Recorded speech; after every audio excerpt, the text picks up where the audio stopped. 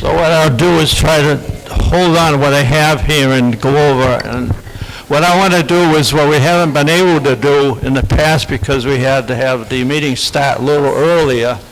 For instance, last month we had the Attorney General here, but he had to be in court, so we had to skip what we normally do so that he could get on and move out. So what I want to do is welcome everyone here, and I want to start with the department heads. And I know Jean Glenn from the library, she has things that she liked to have done last month, so is it still possible for this month to do the same things? You can stand up, Jean. Hi. So I'm Luan from the library. I brought the library newsletter, and if anybody wants to take a look, and the library calendar. Things I'd like to point out is we place categories once a month at the library, and this month we're playing Wednesday, March 22nd at 12:30. And if anybody knows the game's categories, it's a board game, it's a word game. It's very fun. We play for about an hour, and we just really have a good time and a lot of laughs doing it. So come on down to that.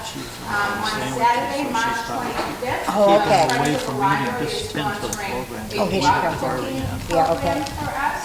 Space is limited, and a few spots left. No experience necessary, all supplies provided, so if you want to learn how to run cook, give the library a call and sign up for that. We have like 3 spots left. We have our 3 book clubs that if anybody's interested in joining a book club, give me a call. And that's about it from the library for this month. So thanks. Okay, thank you, Jean. How about Becky? Becky from the Sheriff's Department, and welcome back, Becky. Yeah. Anyway, it's nice to see you back.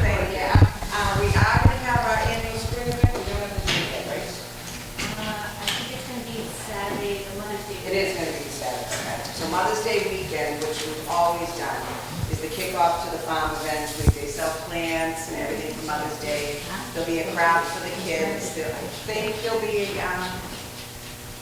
reptile day things, and that will be the Saturday of Mother's Day weekend, which will be. But it's that Saturday. And we'll also be doing a fall event. We don't have a date yet. Anything else? Just the luncheon.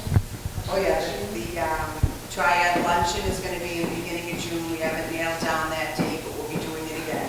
That's all the triads throughout the whole county.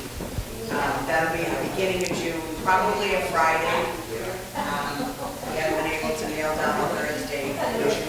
So it's going to be the beginning of June on a Friday, but we haven't got the exact date. All right, we'll have something more on that later then. Yeah, there'll be emails about all of these. Yeah. Okay, thank you. Chris from District Attorney's Office. Hi, good morning. Busy as ever. The only thing I have to say, as is every meeting I say, is just be wary of scams, especially this time of year with IRS. We still get lots of calls about scams, even the grandparent scam, which I know a lot of you have already heard about, but some people haven't heard of it and still fall victim to it. So just always, talk to your friends, your neighbors, and your family about scams. And, if you see something, say something or bring it up to the person if you're taking advantage of. And the District Attorney, Tim Cruz, he's more than busy right now. Joe from the Halifax Police Department, any news that you want to say this morning? Nothing, we don't know last time we talked, we have 2 new officers in town, so, we just opened up another position, which is nice. I don't know, nothing really good. Yeah. Okay. So there any department head I'm skipping it? Generations. I don't know if anybody's here from Generations, but can I go on? Patty, go ahead. Dottie? Yeah. Hi, I'm on the board of Generations, and we're running a trip on the Spirit of Boston on May 10th. It's $139. It includes a cruise around the harbor, it includes your lunch, and it includes your bus trip from Halifax, mobile home park, and transportation. Everything is included, the trip, the tips, and everything. And it leaves Halifax mobile park at 10 a.m., and we'll be back around 3:30. Anybody interested, you can call me, Dottie Martell, 781-801-4822. Thank you. May Da- 10th. Darlene, is there anything shortly you can say to us? I know, I elaborated a lot, but there's so much to happen, there's a lot of good things. So we do have the play with Massasoit College, if anyone's interested. It's Little Women, Part 1, and it's free. And it's on Friday, March 17th, St. Patrick's Day, but it would have been St. Patrick's Day, at Massasoit College. And if you don't have transportation, we more than happy to supply that. And as I said, it's free, to our state grant, so, and then we do have our after, St. Patrick's Day party, and that's, for, Nuns was able to allow us to go to utilize their, facility on the afternoon. Seats are limited in that regard, but, they do have, they actually, I know an Italian restaurant, but they provided us with a wonderful meal last year. So they're going to do it again. Italian people do know how to cook.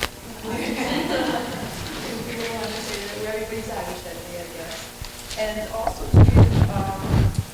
thanks to the Mass Cultural Council, Halifax Cultural Council, they were all able to provide art classes in Rockland at the Design Studio. And in fact, they're there today at 9:30 in the morning on Tuesdays. We do offer an intergenerational program Tuesday two Tuesdays a month. And we do have a wonderful student that comes over and has a class show. We have a lot going on in next month as well. So hopefully we'll stop by and pick up a flyer if you don't know. Thank you. Short and sweet. Thank you, Darlene. I know Darlene is the director over there. She's got a lot to do and a lot to take care of, so thank you very much.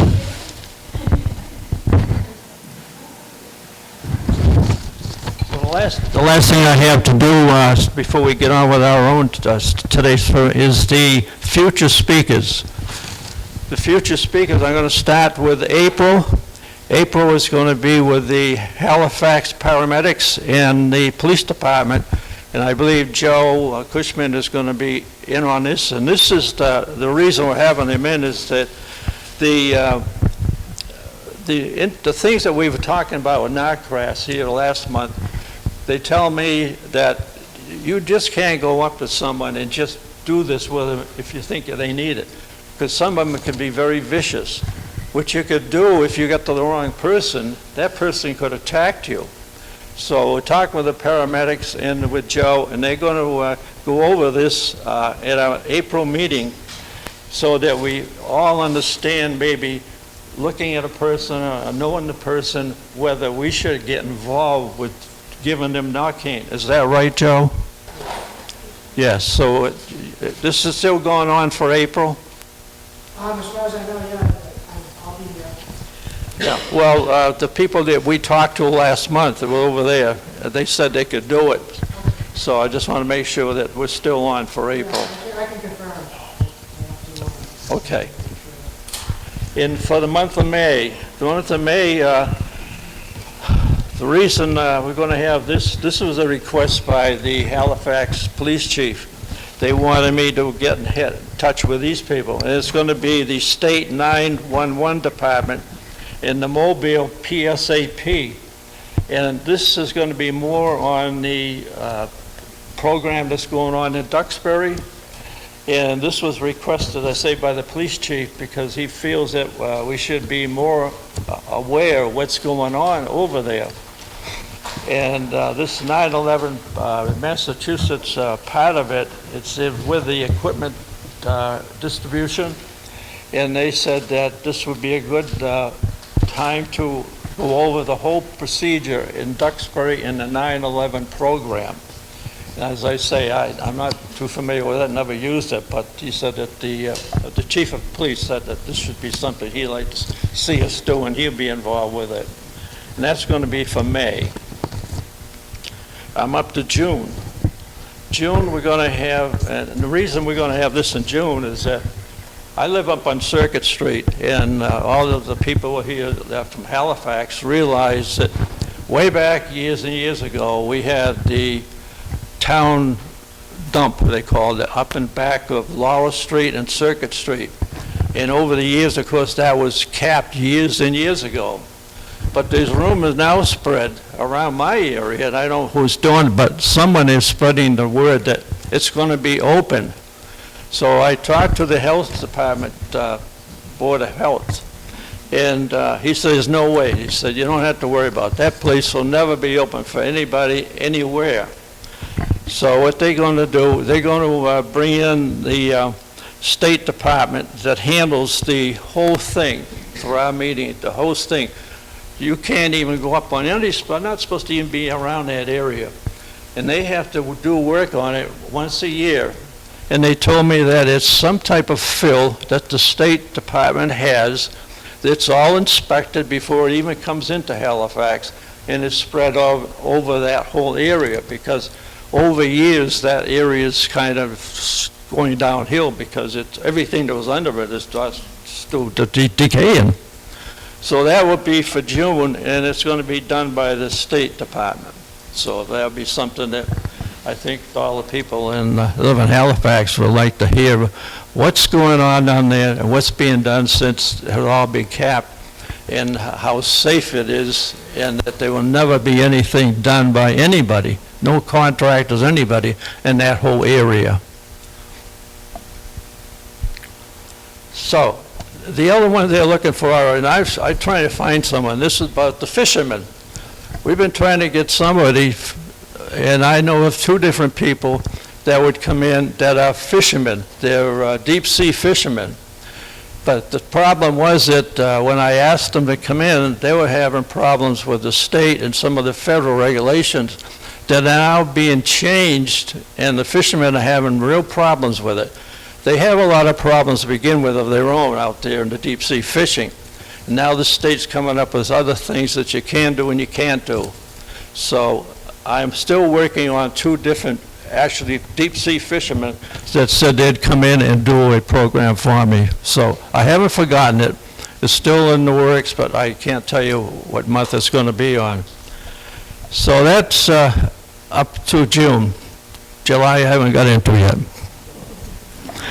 But today, we've been working for a while on a person we know very well, Dave Ferson and his wife, Linda.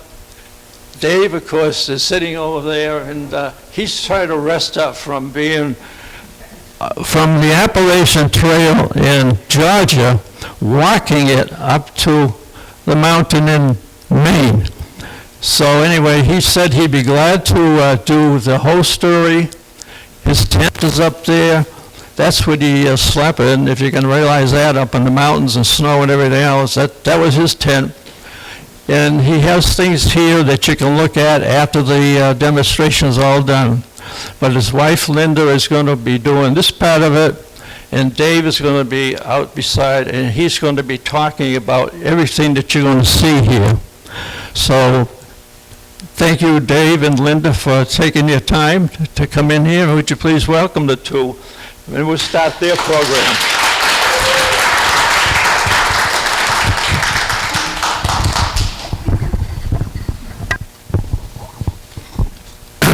Thank you for coming, and I hope everyone can see the screen. Can everyone see?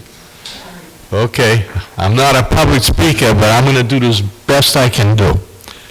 Okay, I started my trip I've always wanted to do the 2,194 miles and 3/10.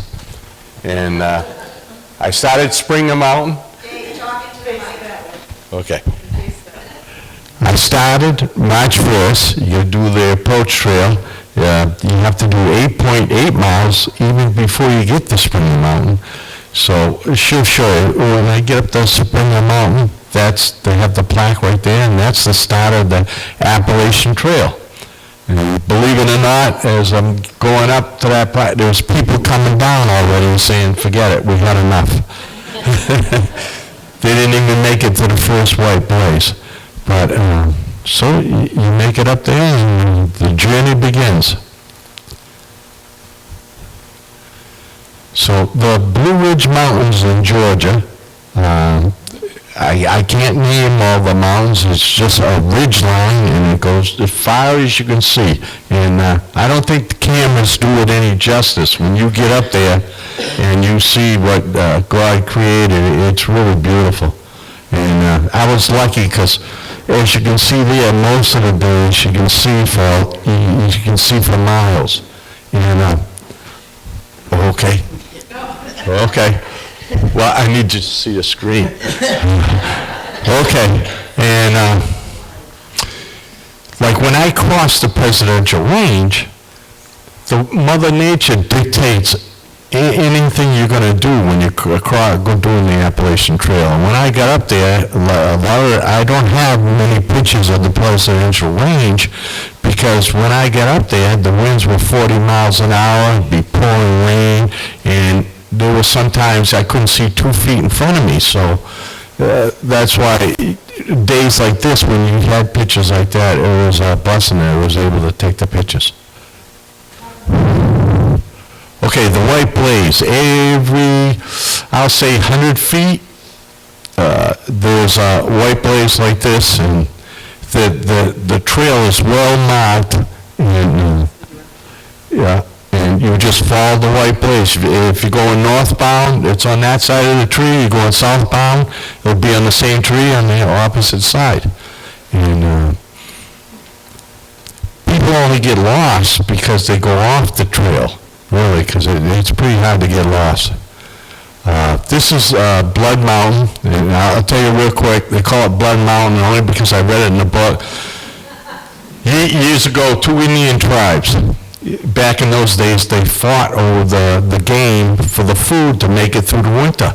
So both tribes, they had a battle up there over just for the wild, be able to have that area for the wild game, and that's why they call it Blood Mountain, because so many Indians died up there. So that's why it's named Blood Mountain. Okay, the Great Smoky Mountains. Here we go. You gotta have a permit, you get there, you drop the permit in the box, and they give you 10 days. A camping permit only lasts you 10 days to go 70 miles across the Great Smoky Mountains. Now, even when I was a kid, I've always wanted to see the Great Smoky Mountains. The only problem is in March, when I get up to Smoky Mountains, that's it. It's snow. You're going to see a picture of the tent. I had 6 inches of snow on the tent, and I really hustled to get across the Smoky Mountains because it was so cold. Here's a bear. Just before I started in the Smokies, a little cub, and I said, oh boy, that's all I can see is the mother come out the side street. So there's a little bear there. I saw 2 bears my whole journey. Okay, this Cleveland's Dome, and it's the highest point on the trail. You get up there, and and I was lucky, it was a very beautiful day, so I had a view, so I could see 360 all around and see the different things. Okay, this made it 200 miles. It doesn't sound like much, but when you're hiking every day, every marker, you say, wow, this is great. And as you can see on the left, it just, the views are beautiful in Georgia, in North Carolina.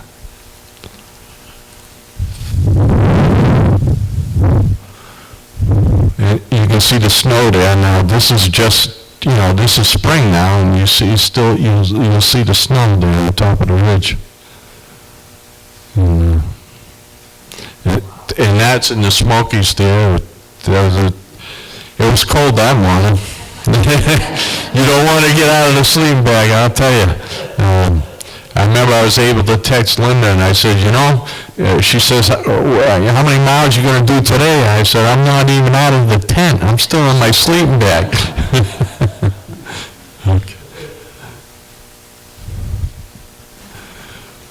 Okay, this is one of my first stops. You have to resupply and do your laundry, and you need a shower and anything that you need. So this is Hot Springs. I stopped there. I took that picture of that spa for a joke, but the Hot Springs, the town, you walk through the town, and they got markers of the AT right on the sidewalk. So and you actually walk through the center of town. It was beautiful. People are really friendly. The food's great. That's about all I can say. Okay, this is Virginia, and this is there's an area it's called. I need to look at it. Well, I made 800 miles.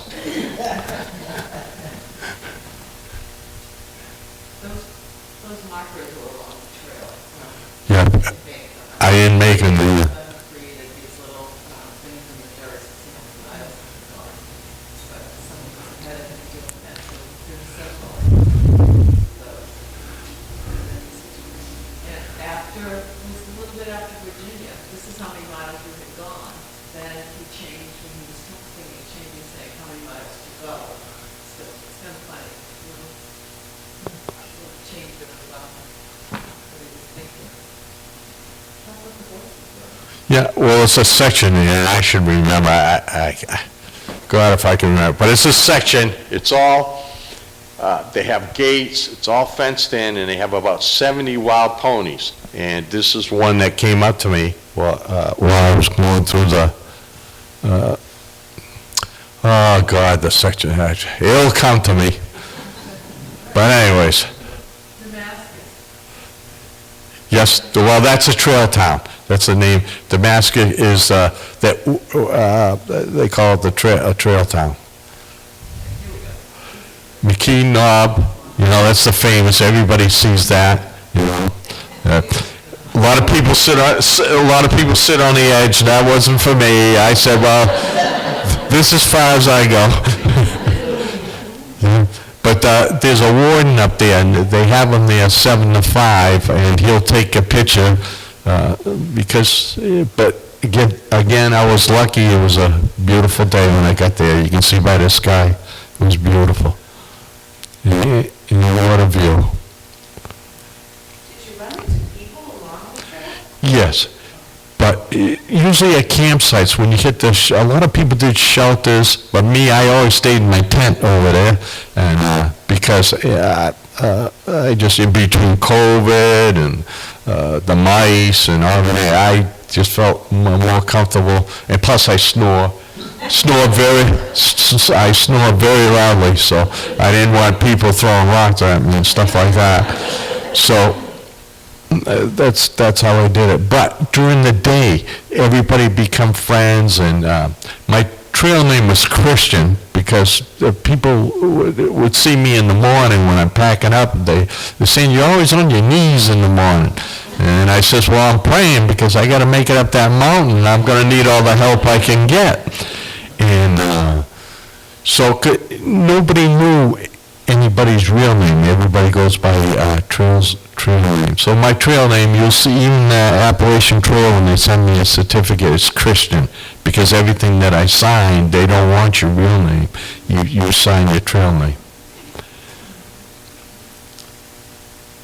So there's again in Virginia, and that I was lucky. That's one flat area, because there are no flat areas on the Appalachian Trail. That was just a break. You go as far as that tree, and it starts going up or down again.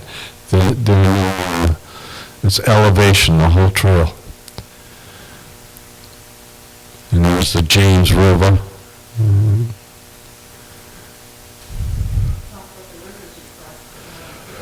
Yeah, well, there was a lot of wide rivers, especially in Maine, and a lot of them, it was cold. That's all I can tell you, it's cold. A lot of them you had to go up to your waist, and some of them, they have ropes going across, and you got to be careful. Now, I was lucky, the Shenandoahs, my son came, and it was the best week of the whole trail. He came and did hiked with me for a week, and it was my son Andrew, and we had a ball, and I was losing a lot of weight, and he couldn't figure out. He says, Dad, how come you're losing so much weight? Well, they have waysides through Shenandoah, which is gift shops and restaurant, and we'd go in there every day. We'd stop at the wayside or whenever, because we were doing 13 miles a day. We'd stop there halfway through the day, and you get 2 cheeseburgers and a frap. And they said, Dad, how come you're losing so much weight? And I said, look, it's not like this. And, but the Shenandoahs are beautiful. It's just a beautiful national park.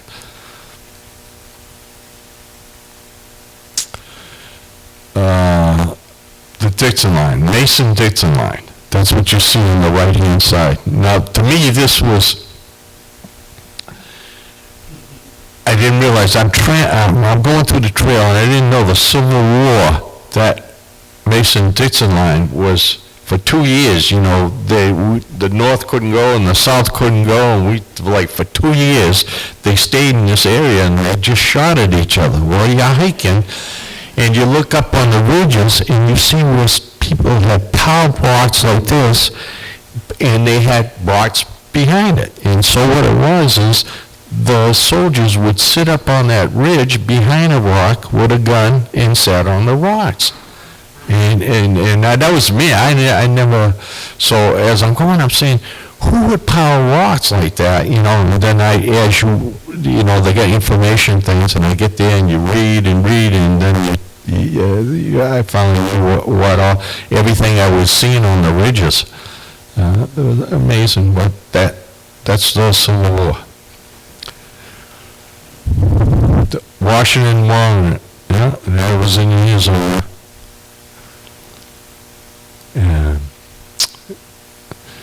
Okay, here's Pennsylvania. When they say it's Rocksylvania, that's just what it looks like. And I never complained, never had no problems except with Pennsylvania. My feet would swell because, believe it or not, you would hike for 15 miles and it'd be like that on the right. That's your trail. You can see the white blaze on the thing. And at the end of doing 13 or 15 miles a day, my feet would be, so there was a nurse, her trail name was Water because she wanted everybody to drink water and not get dehydrated. And she would say, everybody to the stream. And we'd all go to the stream, take our boots off at the end of the day in the ice cold water, and would take the swelling down. So the next day you could hike. And I did that all the way through Pennsylvania.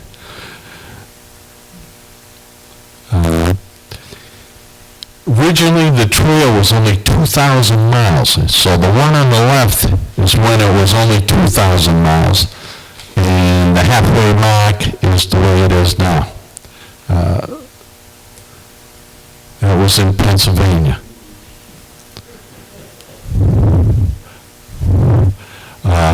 Okay. This, the state line going from New Jersey to Pennsylvania, and this is Siesta.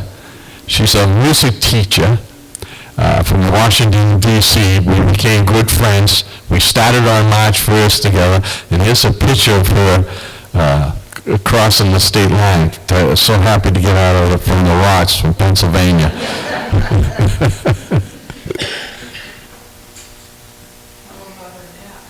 Yeah, Yes, that's why she said, I'm tired, I gotta take a nap, and I would see her later on or the next day.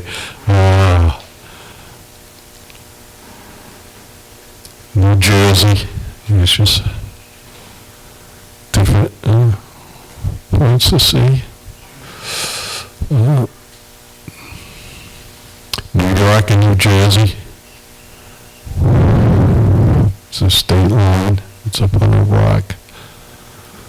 Well, the thing on the left is the 9/11 memorial. They went up and painted it. It's on a ridge line, and that was, the tribute to 9/11, which I thought was fantastic. Whoever did that to 9/11. And as you cross the trail in New York, anybody can wait there, and you can get on the train. It will take you into the city if you wanted to see the city.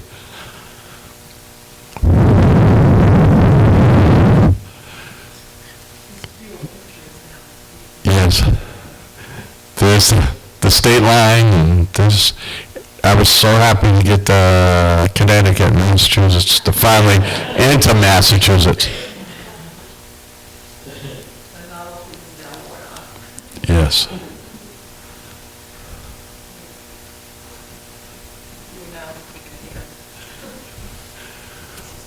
Okay. Yeah, Mount Greylock. I kept on looking for the mountain and see, on the mountain. I mean, that's where and I says, okay, I got it. So, and it was pretty. Everybody had a chance to see that Mount Greylock, because you can drive right up there. It's a parking lot. You can drive right. It's really pretty up there.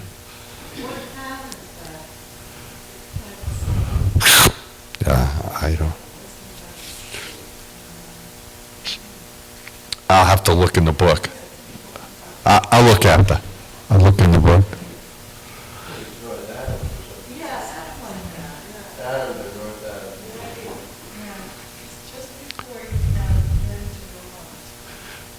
All right, so Linda met me, and I got all my winter gear for New Hampshire to go across the presidential range, because you need the real warm stuff, the thermal stuff. And then I switched packs, because I had to get my weight down the more, because I was losing so much weight, and what you don't realize is you lose your muscle mass too.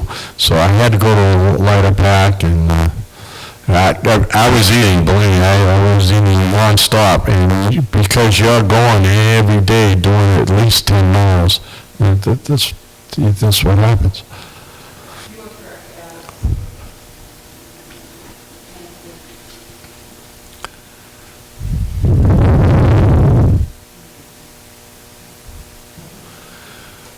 Okay, the sign on the left is just the long trail on 18th, the Appalachian Trail, goes together for 100 miles, and then you would take a left. There's plenty of signs that take you up to Canada. That's the long trail, and you stay to the right, and it will lead you to New Hampshire, where you still on the 18th. But for the first 100 miles, the trails are like one. And these are stones on the right that people just stop and make like a person, whatever. They pile the stones up, and that's right on the trail.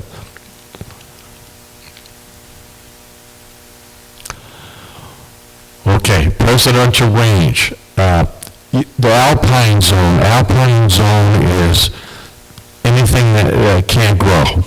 Actually, there's no trees, I should say, because there are some small bush. As the higher you get to the summit of a mountain, eventually it's all rock. But like the Lake in the Clouds hut, you cannot camp, you cannot camp above the Alpine zone. So you have to stay in the huts, and you have anywhere from 6 to 8 huts as you go across the presidential range. Now, I only stayed in like 3 or 4 of them. I stayed 3, actually. And this is one of the huts that I stayed in. Because, there's no choice. You have to make it there. you're just thankful that you made it there. And, yeah, it was after Eisenhower and Clinton and all those. And that was the one that stayed there.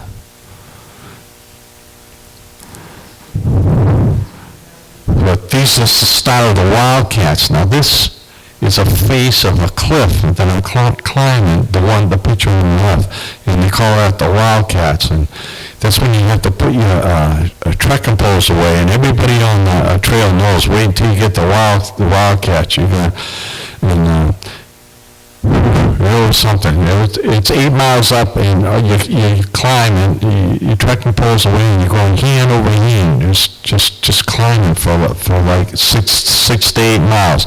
And by the time you get to the end of the day, you're so thankful just to get in your tent. So that was the Wildcats. Some of the ski resorts that own the land, they donated to the Appalachian Trail. They donate the land that's unusable. Yes. Cliffs and things that can't be developed and Yeah. So it's kind of interesting, very difficult.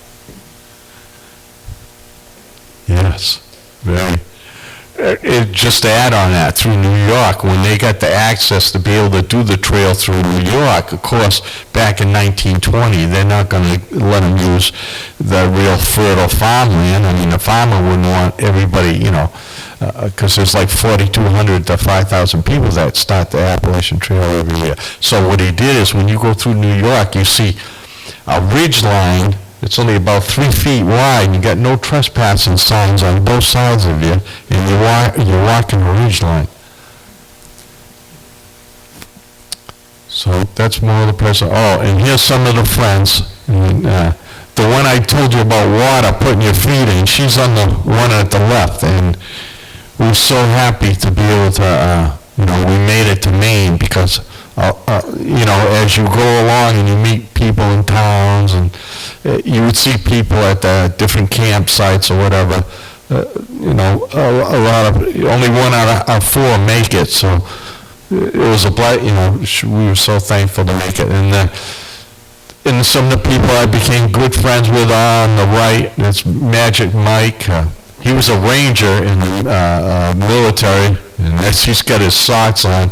He was a funny guy, but I had all the respect in the world for him, being a ranger, and he did 3 tours, Iraq and all that. So I had a lot of respect for him, and we had a lot of laughs hiking together. He was up around the same age as me, and he said, "Can you imagine these young guys? Where are they? Where are they? Tell me where they are." Okay.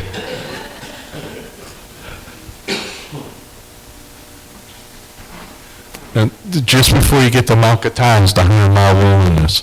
In Shaw's Hostel, what they do is, you buy your stuff at the hostel, and you put it in a bucket with your name on it. So when you get 50 miles in, they will meet you on the logging road, and they give you the bucket that you picked out, your own food, and it works out great, because you'd never be able to go for 100 miles. There's no way that you can get any kind of food or anything. So they meet you halfway. Mary Jo's Road was the name of the road. Yes, there's always springs, but the Shaw's Hostel, great place. Someday I'm going to go back there just to say hi, because the people were so nice to me. By the time I got there, I needed all the food I can, and they were great to me. So as you can see, I got a picture of Mount Catawba, and that's just the way Mount Catawba looked the day I went. And it always has snow or ice up on it. It's like the presidential range, Mount Lafayette. I always tell the story. It's August. It's about 80 degrees below. I get up to Mount Lafayette, and the descent side is the northwest side of the mountain. It's all sheets of ice, because the sun never hits the side of the mountain. So the younger people are all getting down, and they're sliding on their bum, going from boulder to boulder. But you have no choice, and that's how you descend off the mountain. That was Mount Lafayette. But this is Mount Katahdin. And it's beautiful. I mean, every time I got close, I get more excited and more excited. I said, I'm going to make it. Just got to keep going. So there's another view of Mount Katahdin.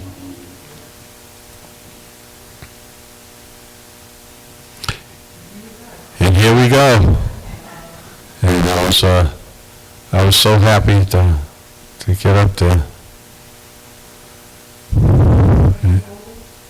And, well, I always got to tell the story. Yes.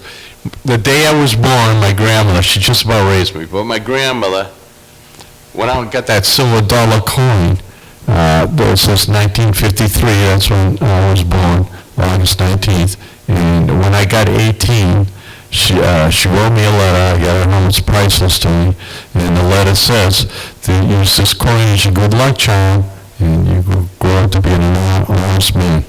And so I carried that coin all the way on my journey. So then I'm going to show the world the coin. Okay, that's, if anybody has any questions, sure. What did you do to prepare for this? Oh, okay, make it quick. I did, yes. I tried to do 6 miles, Brandau Circle. Anybody that lives in the area will tell you, there's a guy that's walking, he's doing 6 times around with a 30-pound pack on his back. And I did that for a year and a half before, because I knew. Only reason I knew is 2020, I went. And, we were all forced off the trail when the COVID hit, that March that COVID hit, and President Trump closed the trail, so the Appalachian Trail. When we get to Franklin, North Carolina, that's Rock Gap, it was 109 miles when we got there.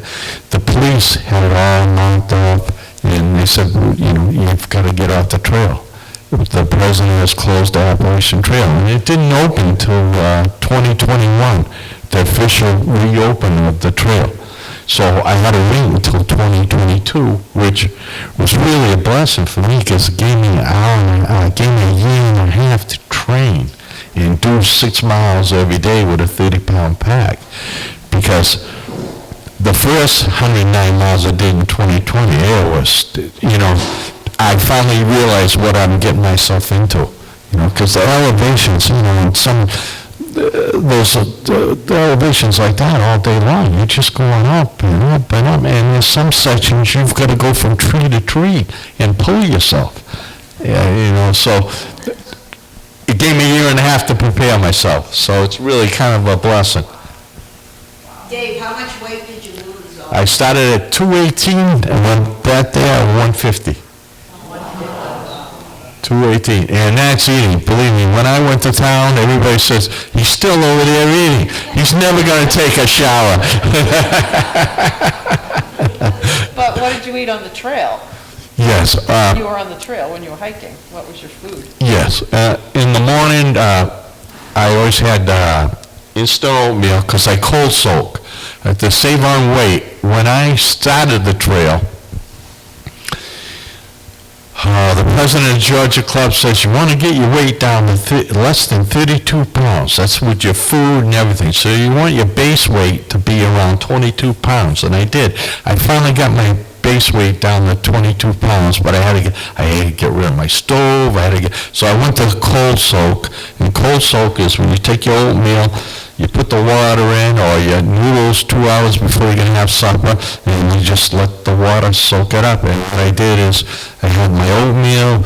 Linda helped me out. She sent me protein powder. I put Carnation Instant Breakfast with protein powder and water, and that's it. I had protein bars for lunch and my favorite, peanut butter and jelly for supper. And that was it. And but really, I don't know, you just can't keep weight. Every town that I went to, once a week, I'd rush into town and I would eat constantly for, I'd have 3 breakfasts, 2 dinners, 3 suppers, I just ate. But you can't. And thank for the trail angels. There's some days you would hit a logging road, and there would be a pickup truck there with a guy with a grill, with somebody, and it'd be trail angels, and they'd say, "Would you like a cheeseburger?" I says, "There ain't a chance I can get 2." And Trail magic. yeah, trail magic, and they call them trail angels. And there were sections that I would hike for 2 days, and there would be no water because we went through a drought. And it was good because there was no mosquitoes like when I hit Massachusetts or whatever, but it was bad because all the streams had dried. There was like mud holes. So you would go, and I'd hit a logging road, and I see this little lady just about over the steering wheel come up. She's got milk cartons in her trunk. Twice a day she'd fill up the milk cartons and bring them to where the people would cross the trail and they'd be able to get water. So that's what a true trail angel. So they're great people. People down south, everybody says, well, they're fighting the Civil War down there. I tell you, they were so good to me, the hospitality. It was just great. Well, Do you encounter other animals? I mean, now you said yourself. oh, rattlesnakes. My son, I says, "Come on, Dad, come take a look at this rattlesnake." I said, "I ain't got no use for no rattlesnake. I don't need to see him." But when we did the Shenandoahs, there's an overlook. We'll have a blue trail, and you go to the overlook, and he looked down, and sure enough, about 5 feet down, this big rattlesnake all curled up, sunning himself. And another thing, when I was going through Virginia, I would hear all this racket, and I'd say, "What are these squirrels? They're jumping from tree to tree. What the heck are they?" And then I would spot it. It'd be like a 5 foot, and they call them timber rattlesnakes. Now, I've never seen one until I got to Virginia. And they're green with brown spots, and they're a big rattle, and they just right up the tree and right out the limb. And that's what the squirrels, everything, are making such a racket. They're jumping from tree to tree.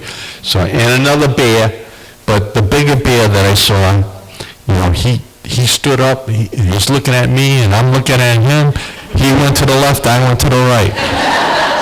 There was no problem. I saw a moose. And when I get to New Hampshire, Swift Pond, they got beautiful ponds there. I was in campsites, and I was able to camp right next to the pond. And just before I got there, I spotted them, and I had my trekking poles. Now, if I stayed still, I could have been all right, but I raised my trekking pole, and he must have thought it was a gun or something, because he took off and he went crashing. But they're beautiful animals. And when you're going through New Hampshire, that's all you see is moose droppings on the trail. Plenty of deer. The deer, no fear. I went on Harper's Ferry. They got a national park there. I don't know if it's 100 acres or whatever, historical park. And the deer, because no one can hunt that area, because the center, there's got to be 100 deer there, and they're right on the trail, and they won't move. You got to go around your trekking pole and try to get around them. And the deer, they're looking at you. It's supper time. You go. It's our meal time. You go around.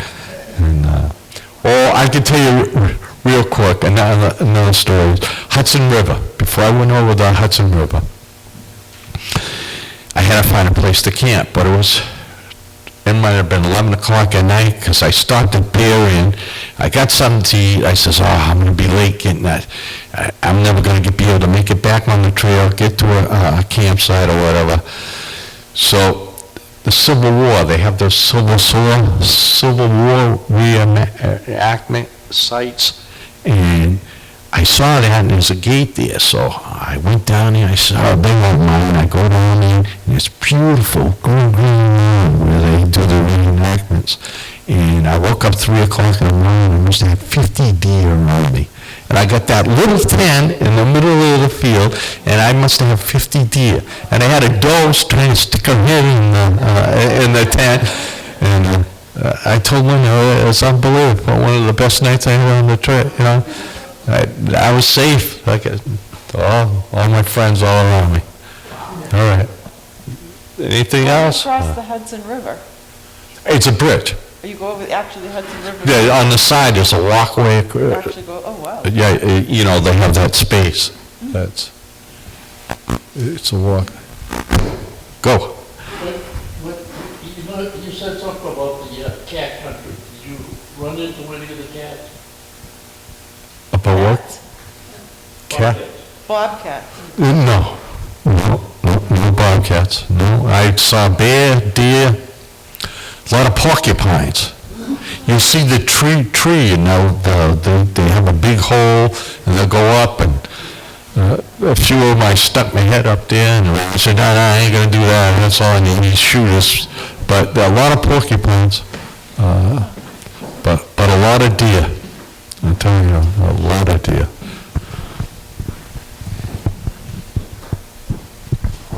The first thing you craved to eat when you came home? Oh, mac and cheese. Yeah, you think they would have mac and cheese. I mean, every kid does. All my grandchildren, they'll say, you know, Papa, mac and cheese, mac and cheese. On the trail, nobody, mac and cheese is not a big thing. It's always pizza and a cheeseburger, you know. Not that I don't like pizza, I do, but I mean, after a while, you know, most places are pizza and hamburger joints, so I really had mac and cheese, and that's the first thing I made when I got Talking home. about that in Virginia. Yeah. We still have a long way to go. Yeah. And he made it himself when he got home. Would you do it again? I'm going to do the long trail. I would never leave Linda again or my family, my grandchildren for 7 months, but the long trail is only a month. It goes from Massachusetts to Canada. It's the whole length of Vermont. It's 272 miles, so I figure I can do that in a month. So, and my son and my grandson are going to go with me. And I got 3 or 4 other people that, you know, like my viewpoint, we're not going to do the Pacific Crest Trail or anything like that. They'll do another 7 months. So they like that Siesta lady, the music teacher from Washington, D.C., she's going to come. She wants to do the trail with me. We're going to do the long trail. So 1 month. So, Dave, good. what was the... Oh, I'm sorry, go ahead, Ken. What was the worst part of the trip from Georgia to Maine? What was the worst part? I think you started to tell me about it, but then we didn't finish. Well, for me, it was Pennsylvania, the feet. Something to do with the White Mountains in New Hampshire? Was that it? Well, I would say Pennsylvania was, my feet were swollen. I could do the miles and everything, it was the pounding in the rocks in Pennsylvania. I mean, seriously, you know, people think you're making stories, but I'm telling you, you could go 10 miles and you would never touch soil. You're going from top of boulders to boulders, and what happens is everybody puts their trekking poles away. I didn't. I used it to balance, to go from boulder to boulder. But a lot of people, their trekking poles, they'd break them. They'd have to go through 2 or 3 sets because they would get stuck in between the rocks, and they keep, you know, trying to go and pick it up, and they would snap their trekking poles. So, New Hampshire was weather-wise, well, it took me 7 months to make it. A lot of times, when you were going through the presidential range, you would have to wait to be able to cross the mountain. One thing, they wouldn't allow you to go up there, and even if you tried to get across some of the mountains in the summits, when it was going to be 40 or 50 mile an hour winds, they wouldn't let you. Oh, they recommend you don't go. Matter of fact, when I started the presidential range, I don't have a picture of it. It's a billboard. It's about the size of a robot, and it's yellow, and it says caution, presidential range. People have died trying to cross this range. They've got, and we did it, 66 people have died since, you know, over the years that have tried to cross that and haven't waited. So I always tell everybody, let Mother Nature dictate when you're going to go. Did you, excuse me, did you cross Mount Washington? Yeah, it was, How is it, the weather is crossing Mount Washington, which they say changes by the hour sometimes? the fog was so thick I couldn't even see the weather station. And I got about 50 feet in front of the weather disc, you know, 'cause I kept on following the white blazes, but I found it, there's a sign that says, you're somewhere in Mount Washington, and it was the weather, you know, they got a building up there, you can drive up there on the railroad thing, and I went inside, and I got something to eat or whatever, but when I descended, there was a guy from UK who was with me, Smalls, and we hiked Presidential Range together, a great guy from the United Kingdom, and we got up there and said, what can we do? I said, there's no views, you can't take no pictures, and then that was across Mount Washington. But we were just happy that it wasn't 60-mile-an-hour winds, it was like 20 or 30, and I was happy. Well, thank you, Dave. No, I want to thank you, I hope, and I want to thank my wife, because a lot of people don't realize what it takes to do this trail. If it wasn't for her, my food supply, my food packages, my medication, if you don't have a team or somebody that's working, you never make a journey like this. So a big thank you to my wife. Dave has up front here on this table, there's some of those things that you might want to take a look at. He may tell you what some of them are. But anyway, we now have hot coffee, or I believe it's still hot, and refreshments from the women. So thank you very much for coming, and I'll see you on this end of it next month. Thank you.